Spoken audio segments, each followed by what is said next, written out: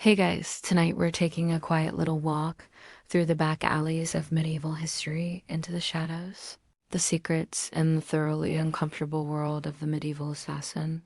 That's right, no romantic rooftop leaps or hidden blades here. Instead, we're going to look at what it was actually like to live that life. Spoiler, you might not make it to the first job, let alone the end of the week. So before you get comfortable, take a moment to like the video and subscribe, but only if you genuinely enjoy what I do here. And hey, while you're at it, tell me where you're watching from and what time it is right now in the comments. Always love seeing the global bedtime crew show up. Now, dim the lights, maybe turn on a fan for that soft background hum, and let's ease into tonight's journey together. You weren't born an assassin. You're made into one, and not through some elite academy with cool robes and brooding instructors. In reality, it usually begins with desperation. You're poor, probably orphaned or outcast. You're not a knight's child or a noble's bastard.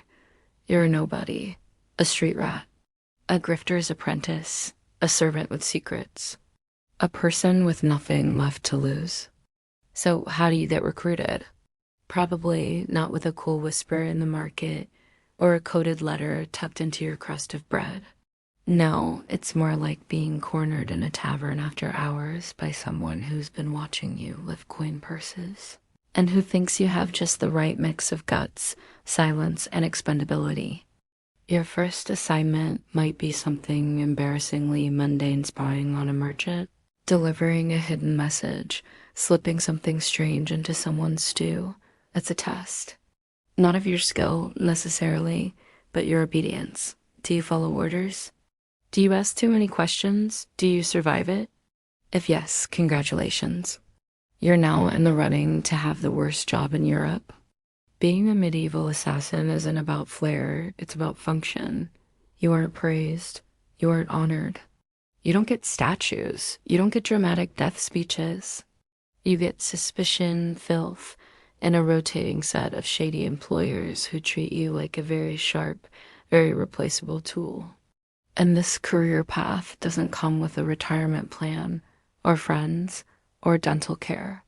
Once you're in, you're always looking over your shoulder, because if you know how to kill someone, you also know just how easily someone else can do it to you. You learn early that your value is tied to how little noise you make, both with your mouth and your feet. Silence becomes your currency. Loyalty, meanwhile, is just an illusion used by your handler to keep you from wandering off. There's always the unspoken rule. If you're caught, no one knows you. You're just a thief who got in over their head. No one's coming to rescue you, ever. You also don't have a cool lair or secret hideout. You squat where you can abandon stables, quiet monasteries, the attic of a tanner's shop if you're lucky. You sleep with one eye open, your blade tucked awkwardly under straw or between your ribs. It's never deep sleep. It's survival sleep, short, restless, dreamless. The kind of sleep where waking up is just as exhausting as going to bed. There's no glamour in this world. Just gray fog, muddy boots, and the constant buzz of fear hiding behind your heartbeat. You're not a hero. You're not even the villain. You're just the person sent to do what no one wants to be seen doing. Your body isn't built for this yet, not at first. The climbing, the running, the hiding, it hurts. You twist ankles, you get splinters. You breathe in mold from crawl spaces and choke on soot from chimneys. There's no magical healing potion, just cold water, spit, and hope.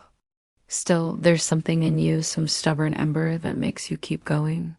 Maybe it's the promise of gold, though you rarely see much of it. Maybe it's the illusion of power, even if it's just the power to end a life no one will mourn. Or maybe, just maybe, it's because doing this means you don't have to go back to starving, or begging, or worse. And so, your life begins. Not with a bang, but with a whisper, a bruise, and a stomach full of yesterday's stale bread. You've entered the world of shadows, not the elegant kind, not the noble kind, but the dirty, cold, and very human kind. And this is only the beginning. You wake before dawn not because you're disciplined, but because the stone floor beneath your straw mat is cold enough to chase sleep away. Your body aches from yesterday's training, and by training, we're talking less martial arts montage and more falling off things repeatedly while being yelled at by a man who smells like onions and regret. Your mentor, if you can call him, that doesn't believe in comfort, encouragement, or anything remotely resembling a structured lesson. Instead, your education in the art of killing begins with hard landings, surprise beatings, and an unspoken rule. If you bleed, you clean it up. There's no secret dojo or candlelit room filled with scrolls. Your training ground is whatever's available: a crumbling barn, a muddy alley, a hillside slick with dew. The only thing consistent is the expectation that you improve fast. Otherwise, you're not worth the cost of stale bread and dried meat they feed you. Today's lesson: don't be seen. And how is this taught? You're told to follow a moving target through the market without getting noticed. That target is, of course, fully aware you're behind them and has been instructed to make your life miserable. They dive into crowds, duck into buildings, circle back on you like a wolf sensing weakness. You trip over a cabbage cart, nearly knock over a nun, and end up face first in a fish barrel. Not exactly master assassin material, but you learn, slowly, painfully. You learn how to blend not through invisibility, but by becoming forgettable. You practice walking like a baker's apprentice, a bored farmhand, a tired beggar. You master the art of not standing out, of becoming background noise in the eyes of strangers. Your weapons training is no better. You aren't handed a sleek, balanced dagger crafted by a legendary bladesmith. You get a bent knife with a dull edge and are told to sharpen it using a rock. If you complain, you're reminded that complaining makes noise, and noise gets you killed. You train with short blades, garrots, and anything that fits under clothing. You also practice using things that aren't weapons: belts, tools, kitchenware. One day, you strangle a sack of potatoes with a bootlace for 2 hours while your mentor mutters, "Harder," and throws bread crusts at your head. Pain becomes your instructor. When you slip on moss during rooftop training, you learn how to fall quietly. When you twist your ankle after landing wrong, you learn to fake a limp in ways that gain sympathy, not suspicion. Every bruise is a lesson. Every scar a footnote in the textbook of misery you're writing across your body. You spar with others in training, and these aren't friendly duels. They're messy, chaotic, and often end with someone losing a tooth or the use of an arm for a week. You learn to fight dirty because there's no honor in what you do, and if there were, it would get you killed. Food becomes part of the test. You're often underfed or made to eat while holding a stance for hours. You eat quickly, quietly, and with your back to a wall. Meals are not breaks, they're chances to prove you can maintain awareness even while chewing. Scholars still debate whether such harsh methods were common among historical covert operatives or just romanticized by storytellers.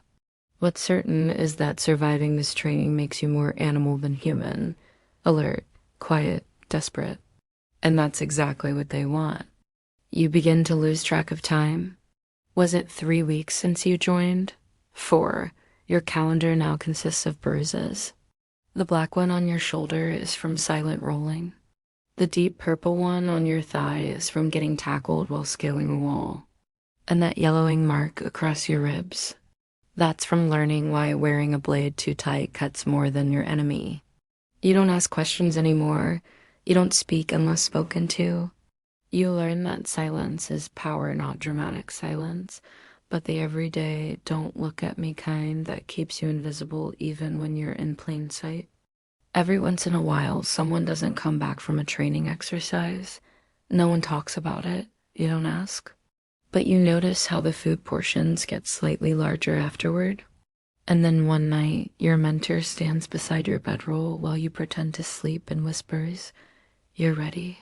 The next morning, there's a note, a crude map, and a small rusted dagger in your satchel. No fanfare, no ceremony. Just a heavy silence and a half-stale biscuit, You're not ready, but you're also not allowed to say no. So, with a cracked lip, a healed but stiff shoulder, and a heart that won't stop thudding in your ears, you step out into a world that won't see you, but might feel you if your blade finds the right spot. You move quietly now. Your breath is shallow, your hands steady. You're still not a master assassin, not even close. But you've survived your training, and in this line of work, that's more than most. You've trained, bruised, and somehow managed not to fall off a roof this week. Congratulations. It's time to look at your tools. Or rather, your disappointments wrapped in leather. Let's be honest, if you were expecting sleek, perfectly balanced daggers with gleaming steel and elegant designs, you're going to be severely underwhelmed. Your assassin's toolkit looks more like a kitchen drawer someone forgot to clean out. A rusty knife with a handle wrapped in cloth. A strip of linen soaked in something vaguely flammable. A pouch of powder that might be poison or just flour, and a piece of twine you're told is multi-purpose. You hold up the knife and wonder if it came from someone's leftover mutton dinner. It's barely sharp. The tip is bent. The hilt is chipped. This, apparently, is the thing you're expected to trust with your life. Great. The garrote, just a loop of rope, really is too short for comfort and too rough for silence. You try practicing on a sack of grain, and it squeals louder than a drunk pig in a tavern. You already know your next job is going to end with someone hearing everything. Historical assassins didn't get the good gear. That was reserved for knights, nobles, and well-paid mercenaries. You were on the economy plan. Scholars note that assassins often use tools disguised as everyday items, and sure, it sounds clever until you realize that your weaponized spoon is just a spoon. You carry it anyway. One never knows. Let's not even talk about your shoes.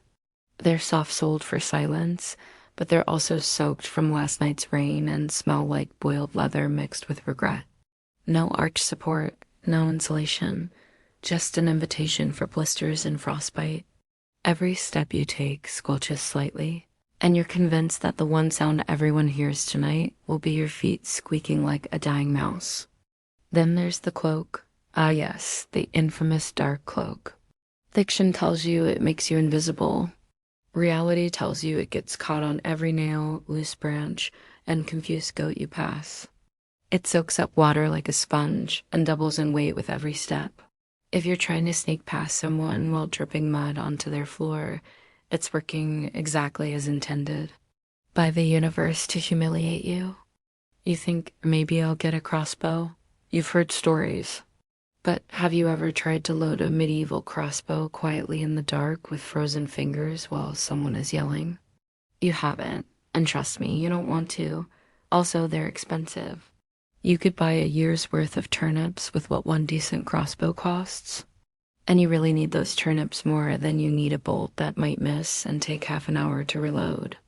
Some tools look promising, like those vials of powder tucked into your belt. Your mentor told you they were distraction tools. Sounds fancy. In practice, they're crushed eggshells filled with dirt and maybe a pebble.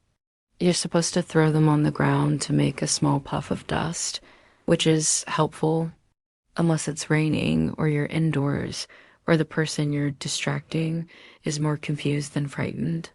One time, it just made someone sneeze, and they looked around and saw you anyway. There's also a little metal pick you were told was for lock work, except you haven't seen an actual lock yet, just wooden bars, crude latches, and doors that open with a shove and a good swear word. The one time you tried using the pick, it snapped off and nearly flew into your eye. A noble tool indeed. But what really cements your disappointment is this. Your gear isn't just bad, it's loud. Knives rattle, pouches jingle. The twine tangles. You spend half your prep time adjusting everything just to move silently. And then, of course, the moment you crouch into a stealth position, your knees crack like breaking branches and someone's dog starts barking 3 streets away. You learn quickly that gear doesn't make the assassin. Adaptation does. You use what you have. If your blade won't pierce, you aim for arteries. If your rope squeaks, you mask it with ambient noise. If your cloak is soaked, you cut it short and pretend it's a fashion choice. You become a patchwork of improvisation, constantly adjusting, repurposing, rethinking. Scholars still argue whether these limitations made medieval assassins more creative or just more doomed. Evidence suggests a bit of both. You weren't glamorous, but you were scrappy, resourceful, quietly, chaotically clever. Eventually, your gear becomes part of your identity. That chipped blade has a notch that fits your grip. The squeaky shoes have just enough give to climb quietly if you step just right. The twine, turns out it's perfect for binding letters, setting traps, or quietly opening sealed shutters. You still look like someone who lost a fight with a blacksmith's garbage bin, but somehow it works. So you tighten your belt, adjust your cloak for the 10th time, and tuck your less than lethal dagger into your sleeve. It's not perfect, it's not sleek, but it's yours.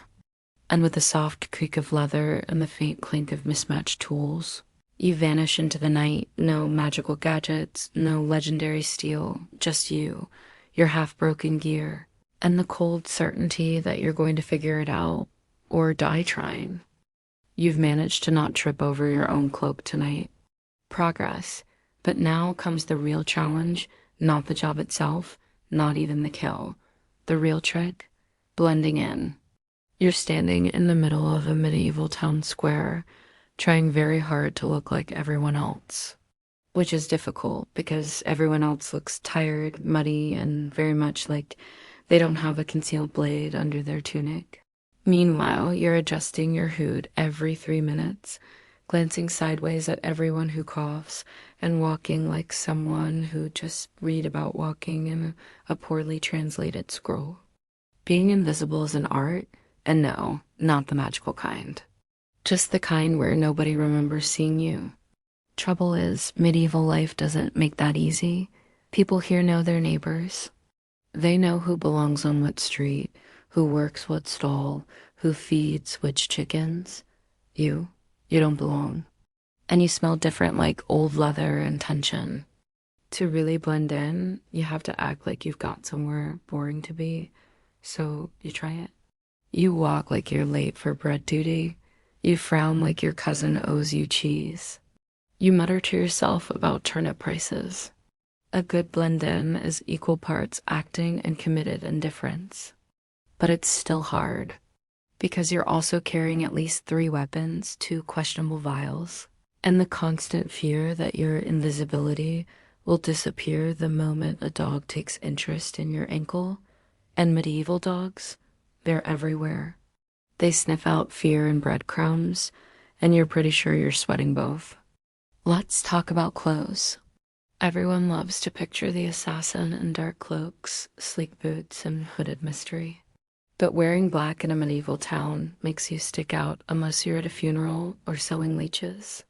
Real blending means drab browns, dusty grays, maybe a faded green if you're feeling fancy. You have to look poor but not desperate, dirty but not diseased. It's a fashion line walked by very few, very nervously. Even your posture needs calibration.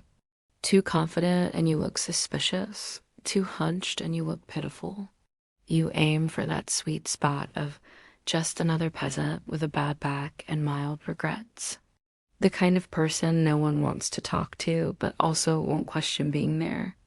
Your face, unfortunately, is another problem. You've got that slightly alert, slightly anxious expression all the time now. It's the I might be planning something face.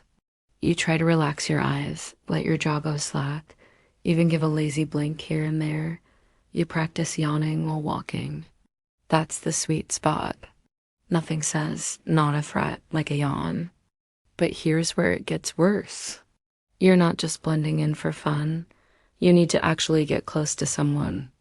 That means navigating rooms, streets, or gatherings without being noticed, and sometimes while carrying tools that clang, stink, or accidentally poke through your bag.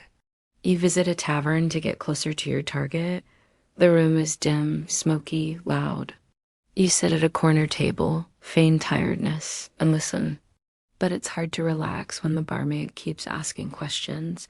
Your dagger handle is digging into your ribs, and the ale tastes like regret mixed with pond water.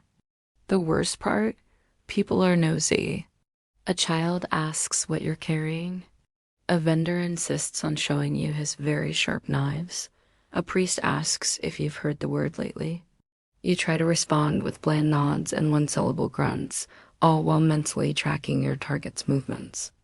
Scholars often overlook this part of the job, the emotional fatigue of blending, pretending to be someone else for hours on end, adjusting your tone, your posture, your gaze.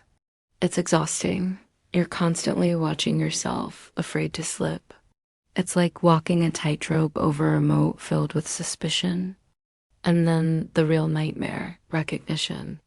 Someone from a job 2 towns ago is in this market. Your stomach drops.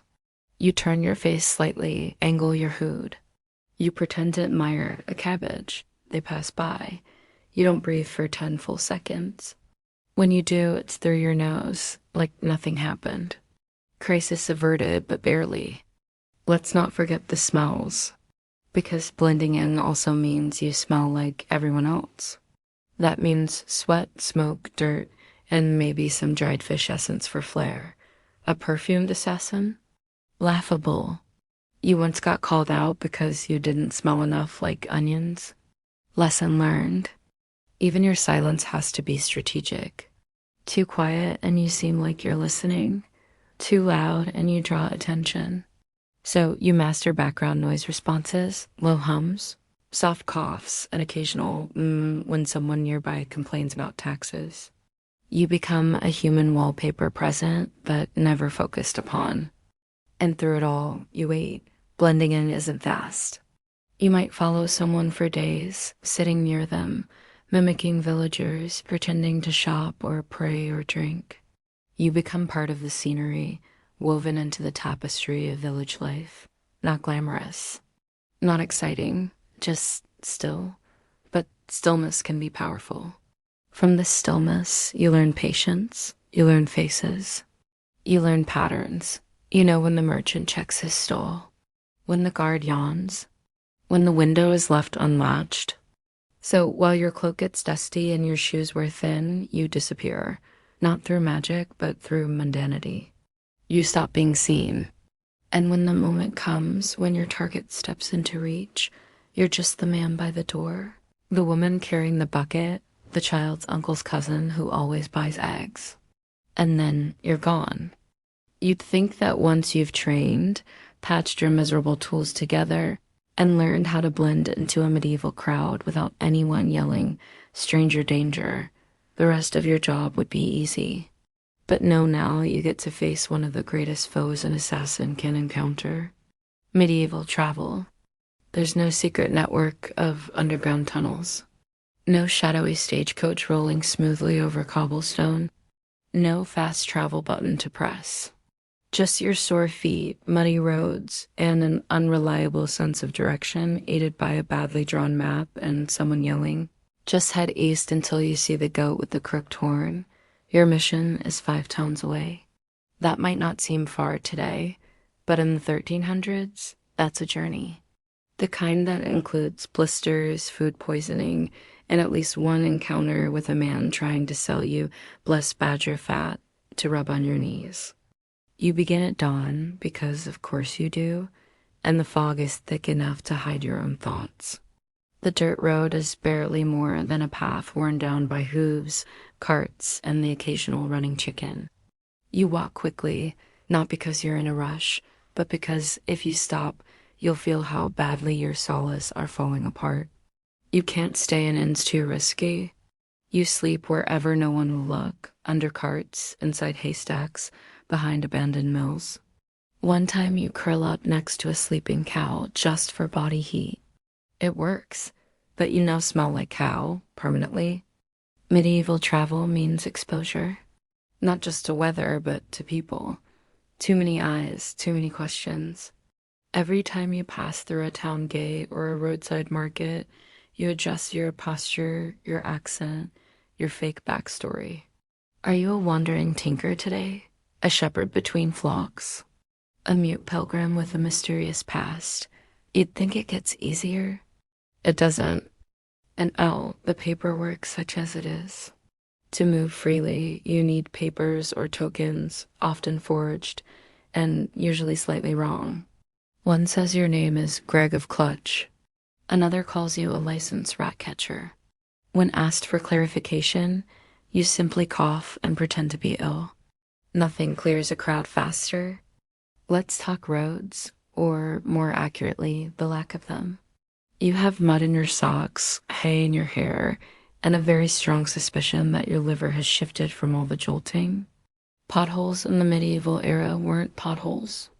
They were small ponds with a dream. You once step into one and don't see your right foot again for 30 seconds. Bridges? Most are just planks over rocks. One breaks beneath you, and you spend the next hour drying your trousers over a sad fire made of wet sticks and internal shame. Scholars still debate how safe medieval roads really were. Based on your experience, the answer is about as safe as juggling knives during a sneeze. And then there's the wildlife. Dogs bark at you constantly. A goose chases you for a solid quarter-mile. You're nearly trampled by a horse because someone lost their grip on a cart during market hour. You develop an irrational but deep-seated fear of geese, which, honestly, is rational if you've ever met one up close. You pass beggars, soldiers, tax collectors, and one monk who asks what sin you're atoning for. You answer, hunger, and he nods solemnly, then hands you a piece of dry bread. For a moment, it's the best meal you've ever had. The crust cracks a molar, but your heart feels full. At night, you try to stay hidden, but the cold always finds you. You shiver, huddled in your cloak, listening to wolves howling in the distance. Once, a group of bandits camped near your spot. You didn't breathe for an hour. Not because you were scared of them, but because if they came close, you'd have to kill them, and you're out of queen twine. Your gear suffers, the blade rusts, your pouch tears. One of your vials leaks and stains your tunic a bright purple, drawing far too much attention. You wrap a scarf over it and tell people it's the mark of a very enthusiastic grape-stomping festival. Some believe you. Then there's food. You eat what you can find or steal. You get very good at pretending to inspect fruit for ripeness before pocketing it. Your diet becomes a rotating cycle of onions, stale bread, and whatever soup someone left unattended for 5 seconds. Occasionally, you score a piece of meat. You never ask what kind. One night, in a burst of optimism, you try to light a fire with damp moss and stubborn wood. After 10 minutes, you give up, chew some hard cheese, and tell yourself you're leaning into the aesthetic. Yet, for all the miserable travel conditions, you do become sharper, not just physically, mentally. You begin to notice patterns. You watch how people move, how they trade goods, how rumors spread from tavern to well to church pew. You learn that a nod from a blacksmith means the guards have changed. That 3 bells after sundown is when the kitchens close. That the old woman who sells eggs always knows everything if you listen long enough. Travel makes you alert, wary, resilient. You become a patchwork of a dozen identities. Molded by mud, stitched together by miles. You may not enjoy it, but it hones you. So by the time you finally reach your destination, mud-streaked, hungry, and 30% goose trauma, you're not just an assassin. You're a traveler, a shadow that learned to move. And now it's time to disappear again. You've arrived, mud-caked, aching, and convinced you've aged a year during the journey, but you're here. You've blended in with the townsfolk, scoped out the routes, even discovered that the baker's apprentice is absolutely terrible at secrets, but now comes the part no one ever prepares you for. The mission details are, to put it kindly, vague, infuriatingly vague. Your target, a noble sympathizer. Location, somewhere near the market. Time frame, soon. Tools, up to you. Backup, Don't get caught. You stare at the smudged note you've been given, folded and refolded so many times it looks like ancient parchment. The handwriting looks like it was scrawled by a half-asleep goat. There's a crude drawing of a seal that may or may not be someone's attempt at a flower. This is your intel. Scholars still debate whether medieval assassins were part of larger networks with reliable intelligence, or just lone operators winging it with guesswork and paranoia. You're starting to lean toward the latter. You begin the process, stackouts. You visit the market every morning, pretending to shop. You watch the guards. You eavesdrop. You accidentally bump into people. You bribe a child with a bit of cheese to tell you who acts suspicious around here. The child asks, define suspicious, and you realize he might actually be better at this than you. Days pass. Your funds dwindle. You haven't had a full meal since that questionable stew in the last village, and you're pretty sure the innkeeper slipped you fermented turnips. You sleep under carts, behind barns, wherever the wind sounds least like it's whispering your name. Then, one morning, you spot him. You're not even sure why. Maybe it's the way he glances too often at the baker's stand. Maybe it's the way he keeps adjusting his sleeves, like they're hiding something. Or maybe it's instinct, the kind of instinct you earn after weeks of boredom and surviving on guesswork and anxiety. You follow him. He winds through back alleys, glancing over his shoulder, slipping through doorways that don't seem to lead anywhere. He talks to no one. He buys nothing. And you dirty, quiet, average, become part of the scenery behind him. But here's the thing about vague intel. It doesn't come with updates. You have no idea why he's your target, or even if he really is. You're trusting that the scribbled note you received wasn't just a prank by someone with too much wine and access to wax seals. Still, you follow. That's what you're trained to do. Eventually, he disappears into a house near the edge of town. A quiet place. No guards. No noise. Just a creaky fence and some herbs drying from the window. It feels too calm. So now you wait. 1 hour, 2, night falls.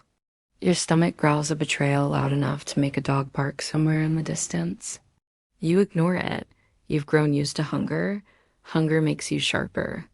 At least that's what you tell yourself while chewing on a piece of bark like it's roasted mutton. Finally, movement. A flicker of a candle. The back door creaks open. He steps out, just for a second. Enough to breathe in the cold night air. It's your moment. Or maybe it's not. Because this is where the doubt creeps in. What if he's not who you think he is? What if the note was wrong? What if you're about to ruin the life of a man who just likes to shop nervously and wear suspicious sleeves? You hesitate. And that hesitation, that single human pause, is dangerous. A figure steps out from the shadows behind you, quiet as mist, fast as regret. You feel the cold metal of a blade press against your side. Nice of you to show up, the voice whispers. Turns out you were being watched. Of course you were. Your contact, he's not dead. He's been following you, watching how you operate. This wasn't a mission, it was a test.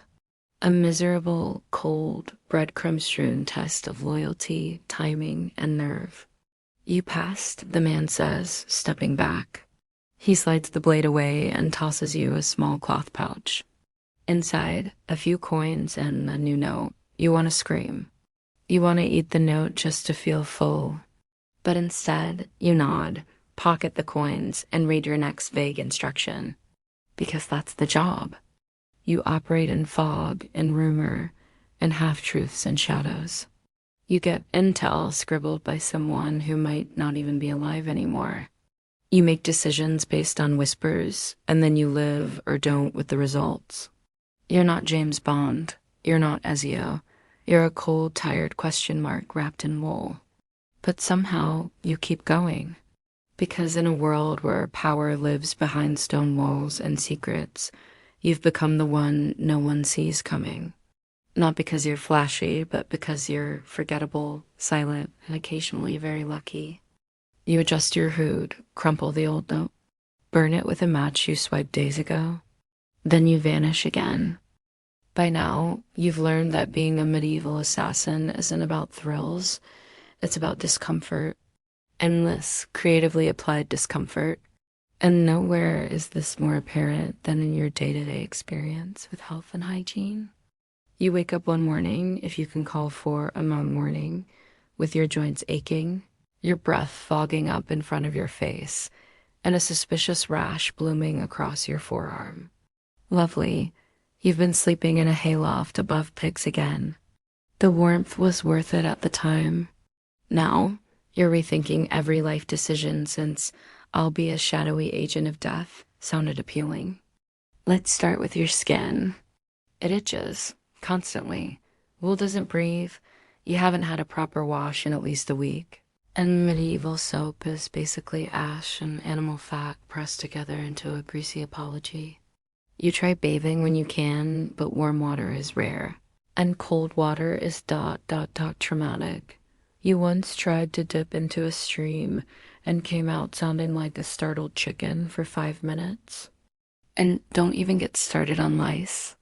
Your hood itches more from the parasites than from the wool.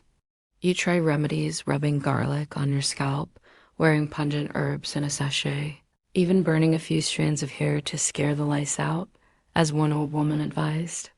You suspect the lice were mildly amused. Your feet are another battlefield. Between the endless walking, the soggy boots, and the lack of breathable socks, your toes have become a case study in what not to do when frost is involved. You peel off your wrappings at night and are greeted by a smell so powerful it could legally qualify as a weapon.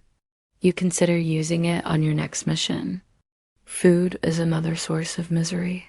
You eat whatever you can steal, scavenge, or trade for, and that usually means dried beans, half-rotted onions, or hard bread you could break a window with.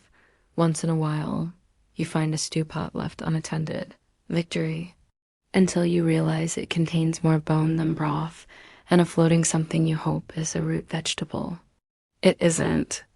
And of course, this all catches up with you. Your stomach rebels frequently. One day you're racing across a town square only to be stopped dead in your tracks by a stomach. Cramp so sharp you consider lying down next to the chickens and accepting your fate. You spend the rest of the day curled behind a barrel, sweating and muttering that maybe poison is more merciful than mystery meat. Injuries? Oh yes, you've got those.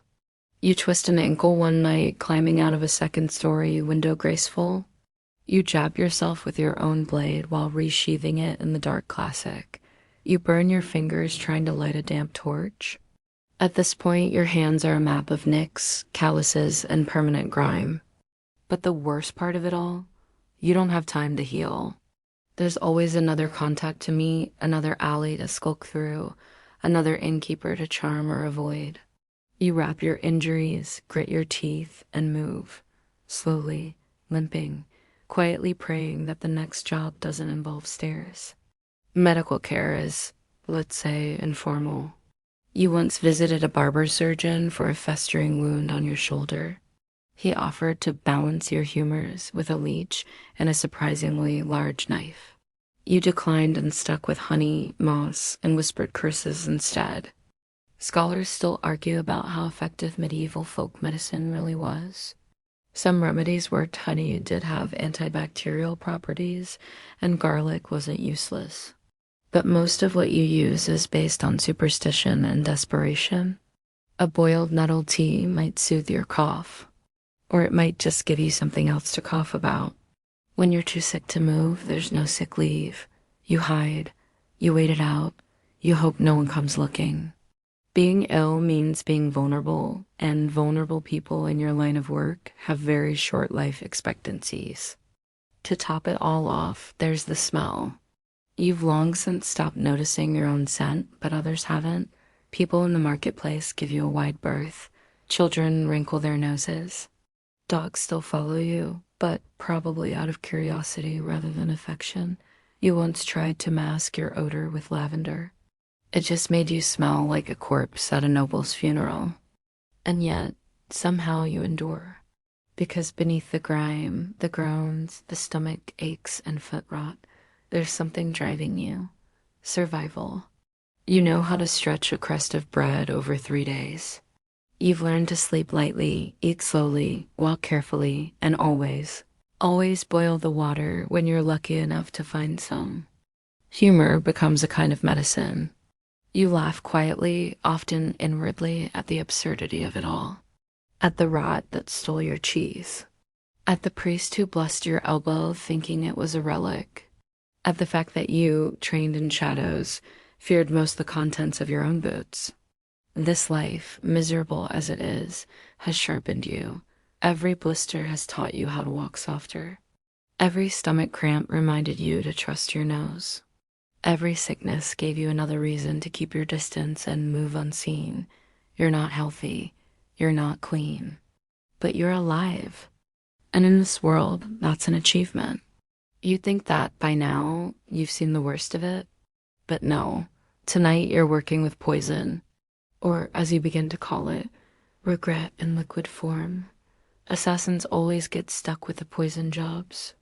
Probably because it sounds like the easy way, no chase, no blade, no mess. Just a few drops in a cup and poof, problem solved, right? Not quite. You sit cross-legged on a wobbly floorboard in a dusty upper room, holding a tiny vial of something greenish and sinister. It smells like spoiled soup mixed with horse breath. Your contacts swore it was fast, silent as a monk's midnight fart. You're not so sure. The first challenge, dosing. Medieval poisons weren't lab-tested or reliably refined. They were homemade, wild, and consistent. 1 drop might cause a mild stomachache. 3 drops might take down a full-grown knight. Or not. Some poisons work instantly. Others take hours.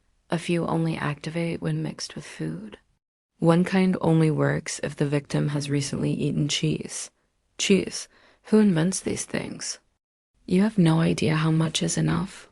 Your only instruction was, make sure he doesn't wake up the next day. Not helpful when the man drinks like a fish and eats enough for 3. You're now playing alchemical roulette. Next problem? Delivery. Slipping poison into someone's drink is not as simple as leaning over and going plop. Especially when said someone is flanked by guards, drinking from a goblet held by a servant, and toasting every 3 seconds. You loiter nearby, posing as a tavern hand, waiting for an opening that never seems to come. You finally get a chance when the servant sets the goblet down for a moment to flirt with someone who definitely isn't his wife. You move fast, too fast. You knock over the salt dish, everyone looks at you. You cough, mumble something about fleas, and shuffle away. Smooth. Later that night, you try again.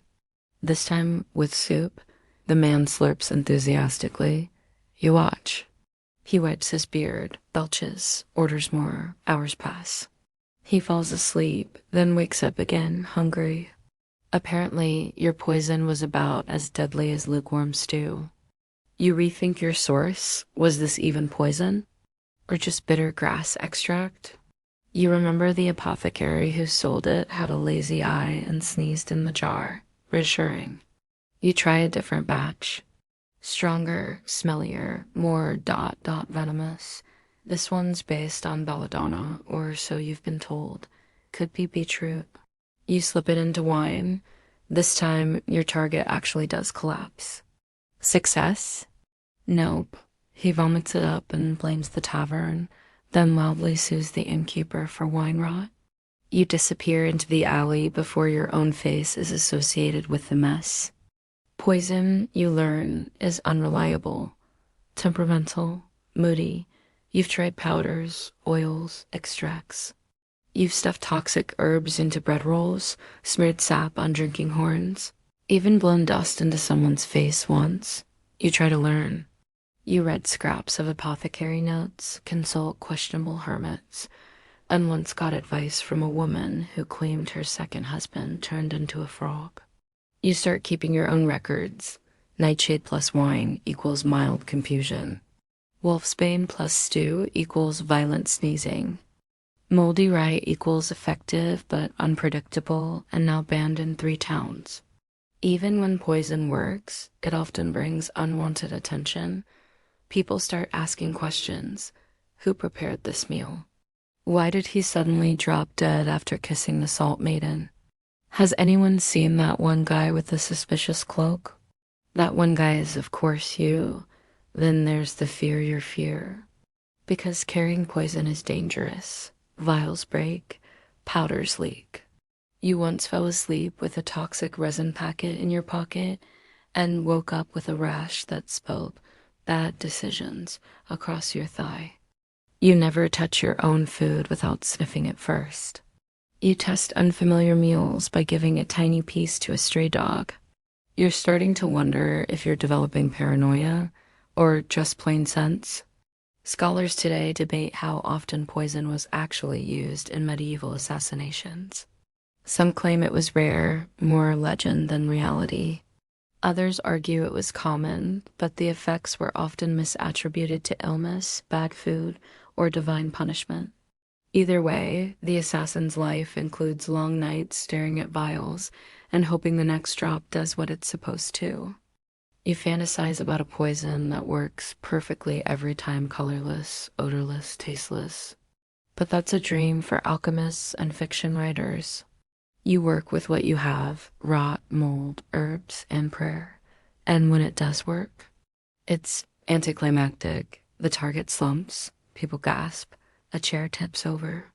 You slip out, no chase, no blood, just quiet. It's strange, eerie. You walk through the cold night wondering if it really happened. And then, inevitably, you start to feel ill yourself. Was it the poison? The bread? Nerves? Doesn't matter. You spend the next few hours throwing up behind a stable and questioning your career choices. Still, poison remains in your toolkit. Not because it's perfect, but because sometimes it's all you have. When the blade won't reach, and the guards are too many, and your knees are too sore to climb another wall, you go back to the bottle. You keep the vials wrapped tightly now, triple sealed, labeled sort of. You've started marking them with tiny etchings, skulls, stars, a doodle of someone frowning. Professional? Not quite. But it helps. So tonight you sit beneath the eaves of an old house, rain dripping onto your shoulder, and carefully grind a new mix of roots and herbs. You stir it into a paste with shaking hands and pack it into waxcloth. You're tired. You're cold. You smell like vinegar and regret, but you're ready. Because tomorrow, someone drinks the wrong cup. It's the dead of night. The stars barely pierce the clouds, and the moon hides like it's in on the plan. You're hunched in a stable, soaked to the bone, trying to wring out your food for the 3rd time. And all you can think is, why does every mission involve weather that feels personal? Welcome to medieval assassinating during the worst possible conditions. The weather is not your friend. It never has been. In stories, assassins vanish into fog or use rain to mask their footsteps. In reality, fog makes it impossible to see where you're going, and rain makes every rooftop as slippery as a politician's promise. You once attempted a stealthy approach during a light drizzle. 10 minutes later, your boots were full of mud, your blade had rusted slightly, and you'd somehow slid through a pigsty and now smelled like betrayal and bacon. Snow's even worse. Snow's loud. You think it's quiet, but that crunch beneath your feet echoes like cannon fire when you're trying to sneak past a guard. You find yourself stepping around patches of snow, which makes your route 30% slower and 100% more ridiculous. One night, while sneaking through a noble's orchard, your sneeze startled a deer. The deer startled a dog. The dog startled the guard startled you. You still don't know who won that encounter. And wind laughs in your face. It flaps your cloak, snatches your food, and throws dust in your eyes the moment you try to focus. You once lost half a pouch of poison powder because the wind took it. It flew majestically into the sky, possibly poisoning a bird. You hope not. Birds are jerks, but still. Scholars sometimes romanticize weather's role in medieval stealth tactics. They claim assassins used natural cover thunder masking movement, storms clearing roads. That sounds lovely. But they weren't the ones trying to hide behind a soggy hedge while their feet slowly turned into soup. Rain also affects your gear. Remember that carefully sharpened blade? It rusts.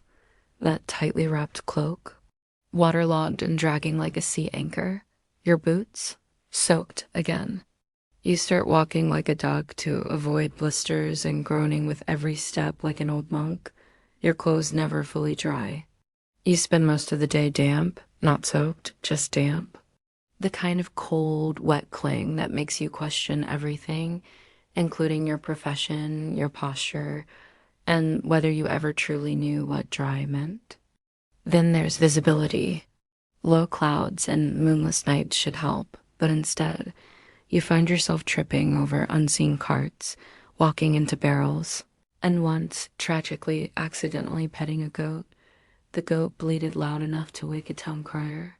You've also learned that wet rooftops are lies. They promise dramatic escapes. What they actually offer are bruises, broken pride, and one spectacular fall that ends with you face down in a fishmonger's stall. Bonus: fish smell lingers forever. Sometimes you try to wait out the weather. You find a covered spot, huddle up, and tell yourself the storm will pass. 3 hours later, the storm has passed, but so has your target out the back gate, gone with the last cartload of cabbages. You once considered investing in better boots? But better boots mean attention. Assassins can't have good boots. That's how people know something's off. No one in your class walks around with matching dry footwear unless they've stolen it. Which, okay, you've done. But they never fit quite right. Weather also affects the people around you. Guards become grumpier, more alert, less likely to slack off. Crowds thin out bad for blending. No festival noise to cover your footsteps. No drunks to distract the tavern keeper. Just you, your wet gear, and the slow realization that your entire strategy is dependent on whether or not it starts hailing. Once, you tried using a storm to your advantage. Lightning, thunder, perfect cover. You time your movements with every thunderclap. It's working. Until you realize the storm is moving and you're now exposed mid-step, half crouched like a confused goose in perfect silence. The guard blinks. You blink. You drop a smoke pellet. It fizzles, you run. Yet through all of this, somehow you adapt. You learn to walk softer in snow, to waterproof your gear with sheep grease, to wrap cloth around your ankles to stop the squish. You even learn to predict the weather by smell. If the air carries a certain damp moss scent, expect rain. If it smells like burned bread, someone nearby is panicking. You develop tricks. Hide beneath carts during downpours. Use empty barrels as cover. Position yourself near bakery chimneys for warmth until the baker catches you and pelts you with flour. Worth it. And yes, you learn to time your steps with thunder, or coughs, or the creaking of nearby wagons. You move not with grace, but with strategy. You are no longer just walking, you are weathering the world. Still the misery remains. You're always damp. Always sore, always cold. And somehow, the inside of your hood is always wet. So tonight, as the rain drips steadily from the edge of your sleeve and your fingers go numb, you press on. Not because it's comfortable, not because it's noble, but because your target is still out there. And you've come too far, slipped on too many tiles, and scared too many goats to quit now.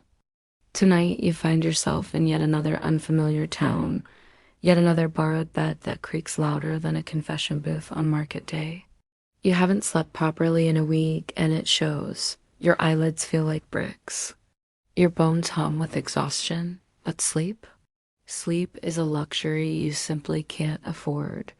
Not when you live every day like someone's about to shove a dagger in your ribs for stealing their last apple. Being a medieval assassin doesn't come with health benefits, but if it did, chronic insomnia would be top of the list. Let's start with your accommodations, or more accurately, your lack thereof. You sleep wherever you can, haylofts, under carts, abandoned sheds, sometimes even upright against a wall, cloak pulled over your face like a questionable statue. Once, in desperation, you curled up under a church pew during Vespers and pretended to pray extra long. The priest blessed you twice. You didn't move. Comfort is relative. You judge sleeping spots not by softness, but by dryness and lack of rodents. Your standards have dipped. If the straw only has a few fleas and the wind doesn't whistle directly up your nose, you call it a 5-star stay. And the noises, sweet heavens, the noises. Dogs barking, drunkards singing, bells ringing at ungodly hours, merchants screaming about turnips. Even the horses snore. You've heard it. You've felt it through the wall. But the worst part isn't external. It's inside your own head. You lie there, still as stone, listening to every creak of the world, and your mind starts spinning. Did you cover your tracks? Did someone see you enter the inn? Is that servant girl you bribed going to talk? Was that wine poisoned for you? Your heart pounds like you just sprinted, and all you did was lie down. Sometimes when the silence becomes too loud, you sing to yourself in your mind, not full songs, just fragments. Rhymes from childhood, snatches of lullabies. Anything to keep your brain from thinking about knives and betrayals. And yes, sometimes you dream, not pleasant dreams either. The kind that blur memory with guilt. A shadow you thought you outran, a face you barely remember, a voice saying your real name, a name you haven't heard in years. You wake with a start, breathing hard, fingers clutching your hidden dagger. But there's no one there. You relax. Try again. Sleep comes in moments, not hours. You rest in cycles 15 minutes here, half an hour there. You've mastered the catnap crouch, which involves sleeping with your back to a wall and your eyes half open. It's an acquired skill, somewhere between survival instinct and a complete mental breakdown. The worst nights are the ones where you actually do sleep deeply, because deep sleep brings dreams, and dreams bring memories. And memories are messy. Like the first time you botched a job and barely escaped with your life, or the one time you saw your reflection in a merchant's polished pan and didn't recognize the eyes staring back, or the night your handler told you, in no uncertain terms, you're alone now, that's the job. Scholars today wonder how assassins endured the mental toll. Did they detach, rationalize, sleep like babies because they saw themselves as tools, not people? You know better. You don't sleep because you're too aware that you're still a person. You feel everything. And that's the problem. There are tricks you learn over time. Warm stones tucked into your bedding help. So does sleeping with a dog, if you can lure one to trust you? Herbal teas, when you can get them, offer a little peace. You once drank a valerian brew so strong you drooled into your sleep for an hour. Best sleep you ever had. And then there's movement. If you keep moving, you don't have to think. So many nights, instead of resting, you patrol your own escape routes. You count your daggers. You recheck your poisons. You reorganize your gear pouch for the 4th time. It's not sleep, but it's something. The few times you do sleep well are always the most dangerous. You wake up rested, yes, but off balance, slower, out of rhythm. You're used to being tired, alert through fatigue, awake through will. A rested assassin is a sloppy assassin. And you can't afford that. Even your heartbeat has changed. If that's slower now, as if conserving energy, your breathing is shallow by habit. You've trained yourself to sleep in silence, to wake without movement, to rise without shifting the bedding. It's eerie. It's unnatural. It's necessary. You've stopped telling yourself just a few more hours. Instead, you say, just close your eyes. And sometimes that's enough. Tonight, you find a spot in the rafters of an old stable. There's warmth from below oxen, mostly. You tuck your cloak around you, lay your head on a bundle of straw, and stare at the ceiling beams. You allow your eyes to drift closed, not for long, not deeply, but just enough. And when you sleep, finally, it's not peaceful, it's not comfortable, but it's real, because you've earned it. You'd think that after all the bruises, infections, and nearly freezing your kidneys off on a snow-covered rooftop, there'd at least be a decent payday waiting at the end. Spoiler, there isn't. Medieval assassins are many things: stealthy, desperate, and constantly tired, but they are not well compensated. You don't work for gold crowns and gleaming treasure chests. Most of the time, you're paid in a moldy cloth pouch of mixed coins that may or may not have actual purchasing power. You once received a handful of boiled beans and a wooden token good for one favor. That favor turned out to be a sheep that ran away immediately. It's easy to assume that your services would command a high price. After all, you risk your life, anonymity, and your conscience. But no, people assume that because you operate outside the law, you shouldn't charge like someone with standards. You're seen as a tool, not a professional. Your first few jobs barely covered food.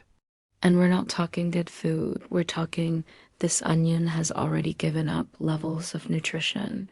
Sometimes you do get lucky. A noble might drop a few extra silver coins out of guilt, or maybe they just like how quietly you leave.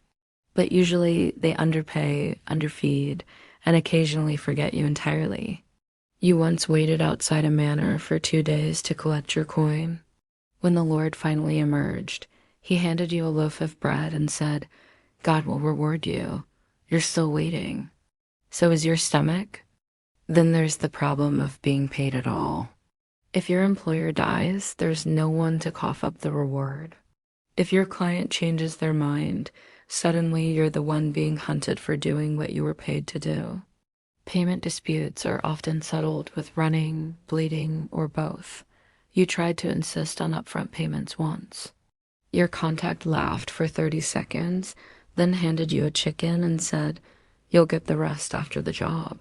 The chicken turned out to be the most useful thing you got all month.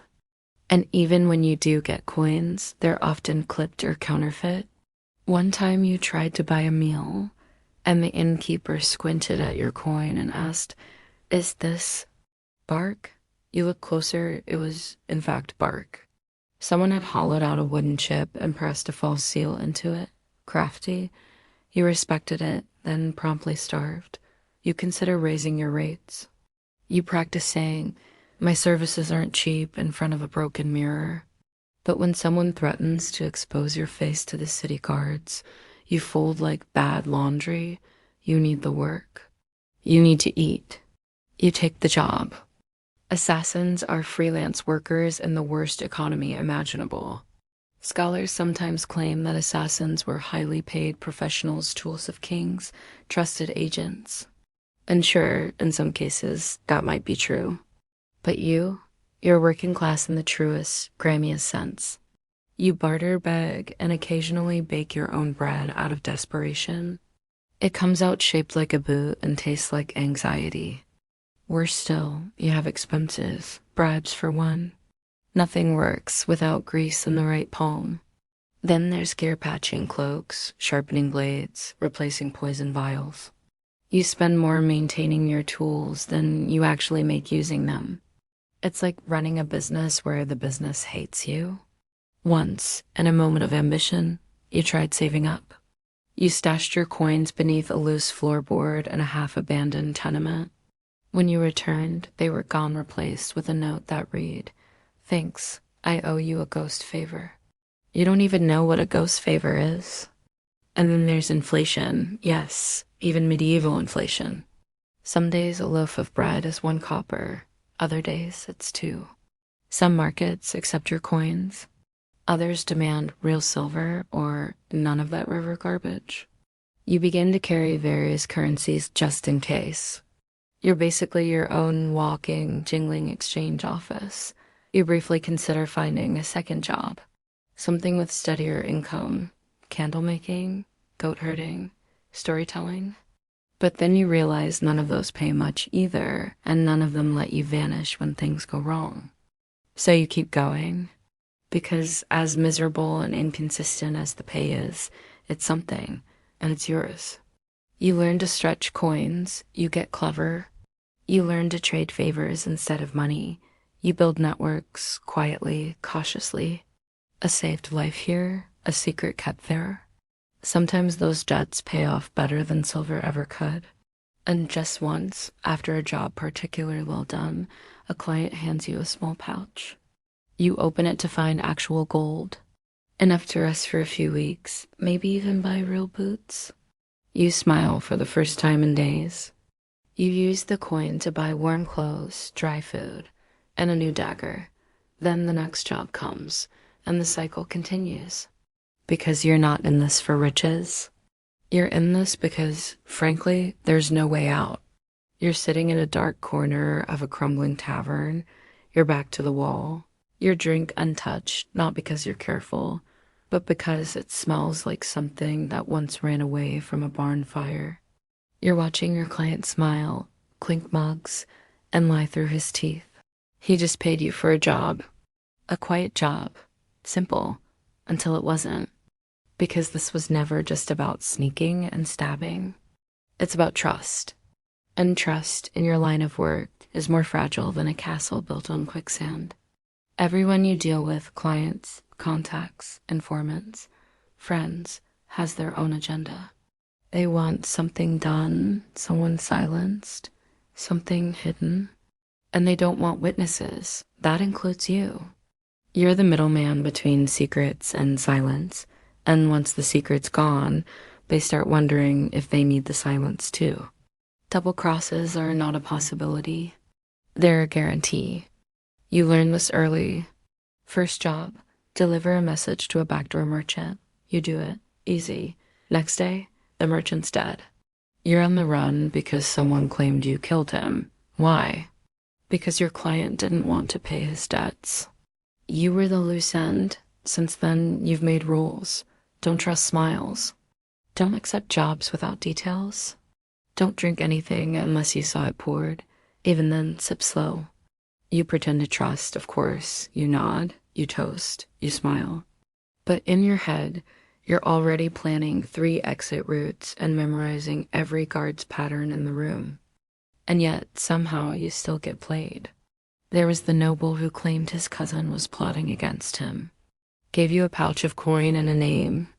You followed the man for days, watched, learned. When the night came, you moved fast and clean.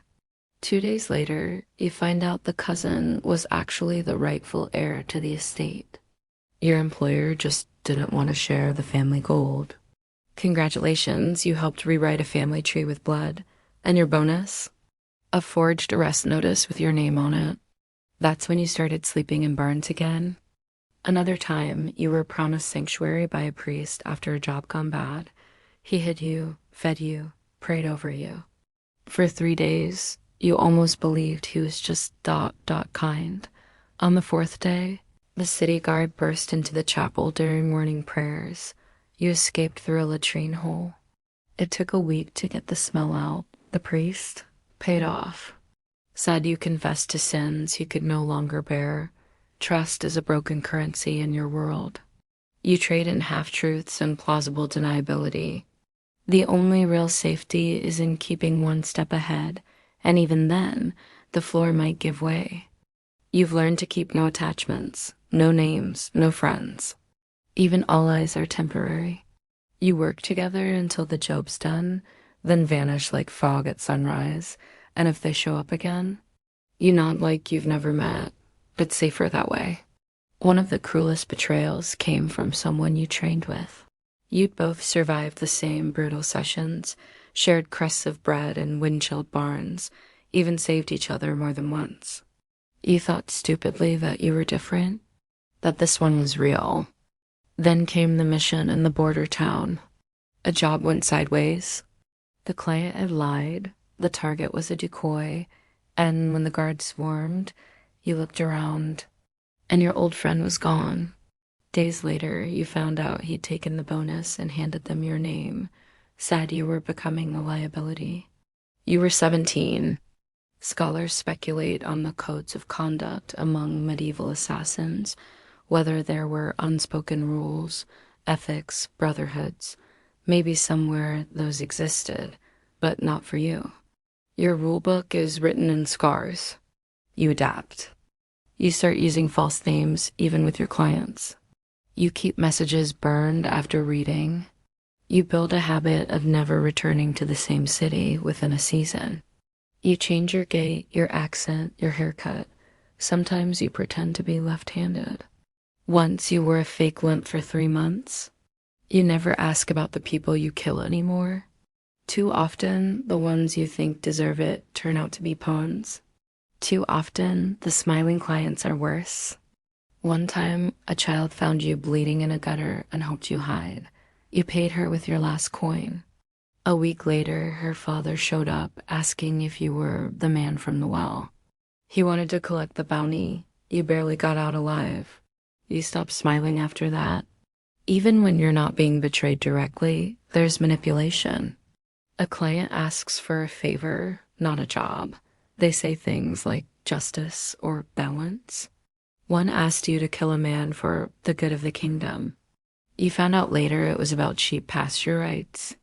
Still, you do the work because it's what you know, because you're good at it, because despite the betrayal, the lies, the half payments, and the late night getaways, it's the only thing that gives you power in a world that otherwise doesn't care if you live or die. Sometimes, just to feel a sense of control, you write down names, a little book. You keep it close, wrapped in leather, tucked deep in your satchel. Names of people who've crossed you, who owe you, who think they've gotten away with it. You never plan to act on most of them, but it helps.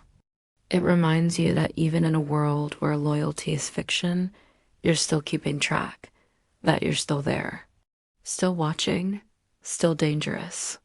Even when no one sees you coming, you didn't set out to be a villain, but somewhere between your 100th lie, your 20th name, and that one time you used a soup ladle to disable a guard, the line between right and wrong stopped mattering.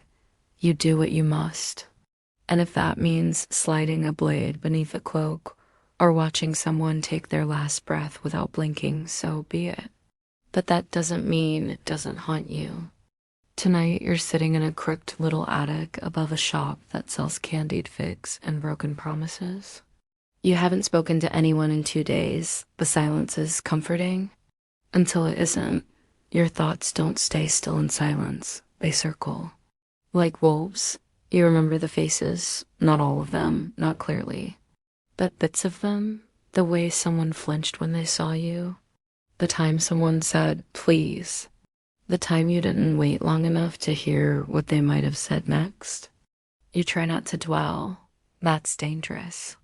But some nights, like this one, the weight of it all presses on your ribs like a stone you forgot to remove from your coat. They told you once that emotion is a weakness, that feeling too much will get you killed, so you trained yourself to go numb. But numbness, you've learned, isn't the absence of feeling, it's the slow erosion of self. You notice it in little ways. You laugh less, even when things are absurd. You flinch when someone touches your shoulder. You forget your own birthday, not that you'd celebrate it, but still. It passed, unnoticed. There was a child, once barefoot, wild-haired, fearless. He watched you pass through a village, eyes wide, pretending to swing a stick like a sword. You should have smiled. You didn't. You just looked away. That night you dreamed he grew up and hunted you down. And for the first time in years, you woke up sweating, not from fear of death, but from guilt you hadn't felt in a long time. People think assassins are cold, and yes, you can be. You have to be. But deep down, there's a thrum of something older, something human. It never quite goes away. It just goes quiet until the night gets too still and the silence gets too loud.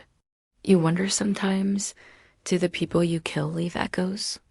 Not ghosts, though you've heard those stories, but memory echoes. whispers that slip into your dreams, or silence that suddenly feels like judgment. Scholars debate whether medieval assassins felt remorse.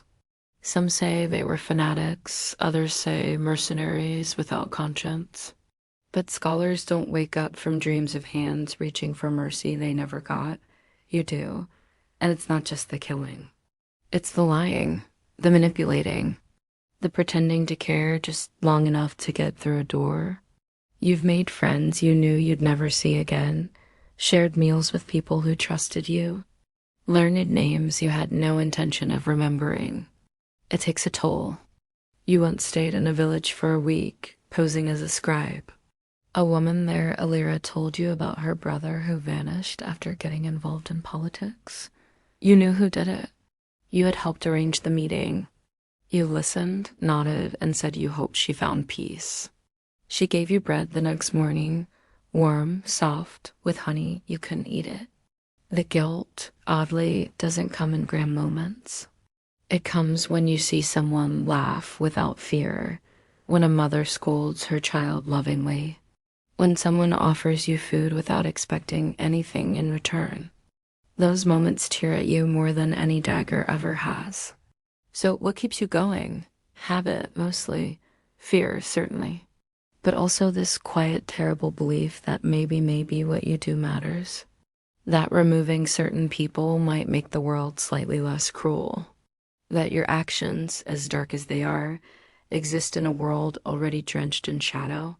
You tell yourself that. On good days, you believe it. On bad days, you sit in the corner of a crumbling attic and wonder who you used to be, what your real voice sounds like, whether your real name is still written down somewhere. You think about quitting. Of course you do. But quitting in your line of work doesn't mean walking away. It means vanishing permanently. The only retirement plan is being forgotten entirely. You've seen what happens to assassins who linger too long. They end up as cautionary tales, or worse names on someone else's list. So you stay sharp, you stay silent. You keep your distance, but you never stop feeling it. The slow erosion, the ghost of what you used to believe, the ache of the self you left behind. And yet tomorrow you'll rise, not because you're heartless, but because the world is, and someone has to survive it. You've heard the legends. They speak of assassins who move like shadows, whose blades never miss, whose names are whispered with awe in backroom taverns and torchlit halls.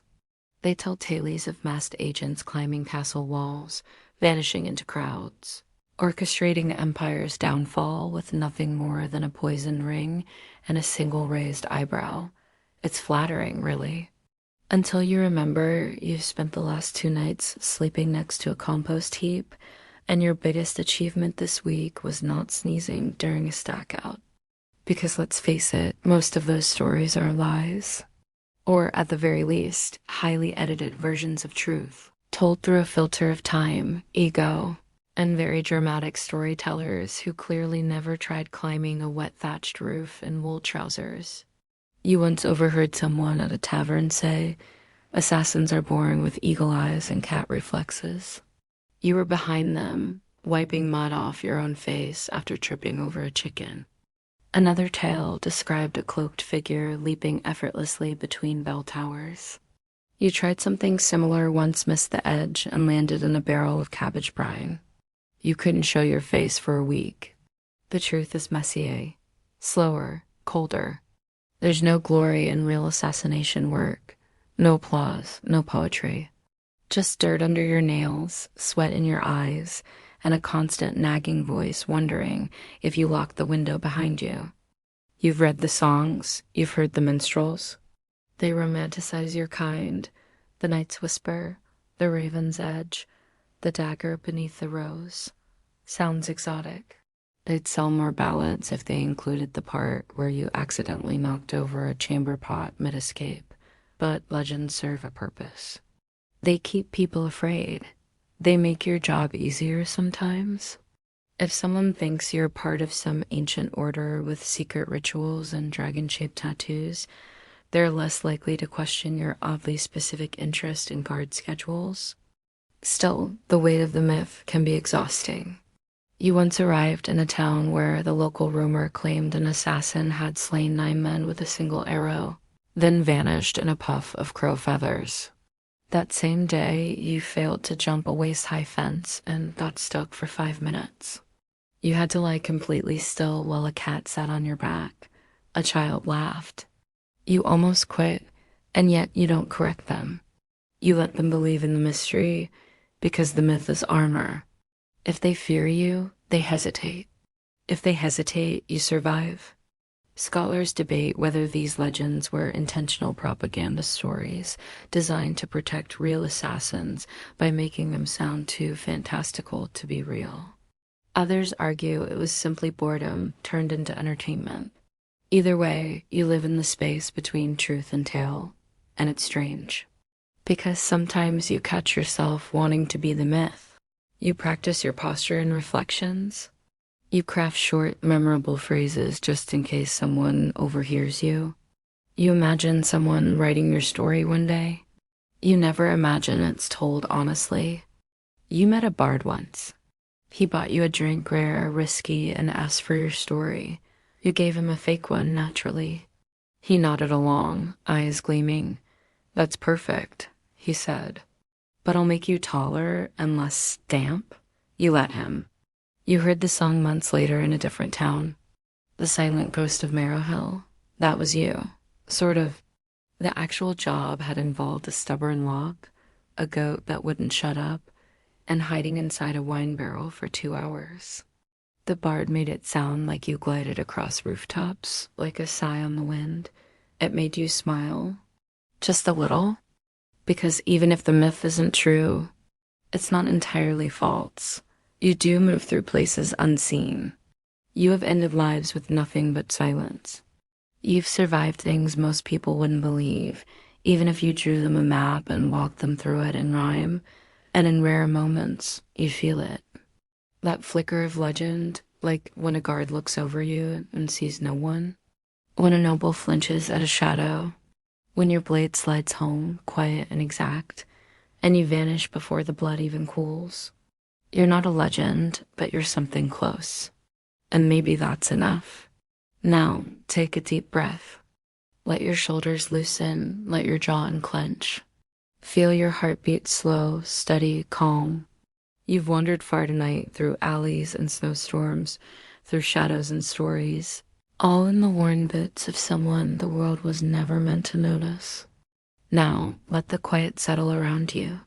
There are no names left to remember, no cloaks to adjust. Just the gentle hush of a world that has finally just for a little while gone still. The fire has burned low, but it still glows with soft warmth. The wind at the window doesn't howl its sighs. Even the cobblestones outside seem to sleep, no longer echoing with hurried footsteps or whispered plans. You no longer need to look over your shoulder. You no longer need to hide your hands. Tonight you are just here. You are not preparing. You are not fleeing. You are simply resting. In this hush, in this moment, you are safe. Let the myths sleep now. Let the legends fold themselves quietly away. Let the world continue spinning without you just for one night. Feel the warmth returning to your fingers. Feel the weight of the day melt from your spine. The mask is gone. The mission is over. And in this stillness, this breath, this pause, you are safe. You are still. You are unseen, but not forgotten. Let the room fall silent now. Let the cold drift away. Let the dark grow soft around you. Sleep, quiet traveler. You've made it through the longest night.